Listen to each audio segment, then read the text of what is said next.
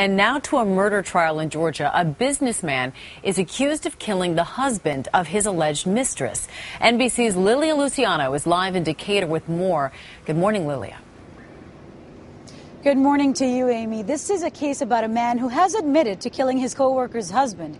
But in this murder trial, the focus seems to be shifting away from the accused and more towards the widow. Barred from court, she's not on trial, but Andrea Snyderman, the widow of Rusty Snyderman, has been in the spotlight not only for her contentious testimony on the stand, I think we all know that by now, but for her behavior. We are moving to have her removed from the courtroom. No, actually, we're moving to have her removed from the courthouse. Prosecutors convinced the judge to bar Snyderman from the murder trial of Hemy Neuman, her boss and the man accused of shooting her husband. The surprising move came after Mrs. Snyderman hugged her longtime friend, Shayna Citron, whose earlier testimony contradicted Snyderman's statements. She embraced this witness. She kissed the witness. She got outside and then told the witness, who was her former friend, that since she didn't believe her, she wasn't her friend anymore. That was for show.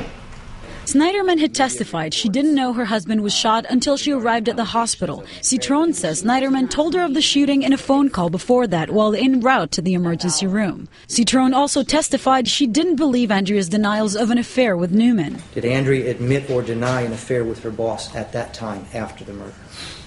Denied it. When she told you no, did you believe her? No, but my heart really wanted to believe her. But you didn't believe her. Earlier in the week, Snyderman was grilled on the witness stand by both the prosecution and defense. I didn't know what happened to Rusty until I got to the emergency room. Okay. No one told me what happened to Rusty. Who else did you call? I tried to call Hemy, probably to tell him I had left the office and that something had happened, which seemed was a very normal thing for me to have done.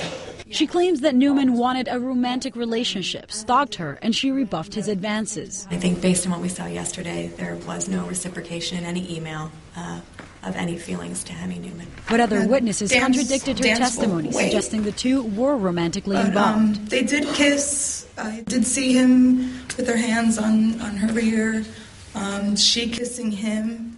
Neuman's attorneys admit that their client gunned down Rusty Snyderman as he dropped off his son at daycare, but claim he's not guilty by reason of insanity. They allege that Neuman's obsession with Snyderman made him delusional and hallucinating when the crime happened. The high-profile trial will now go on without the widow in the courtroom. Neuman's attorneys say those hallucinations were of a demon that sounded like Barry White and an angel resembling Olivia Newton-John. If convicted, Hemy Neuman faces life in prison. Amy? Lilia Luciano, thanks so much.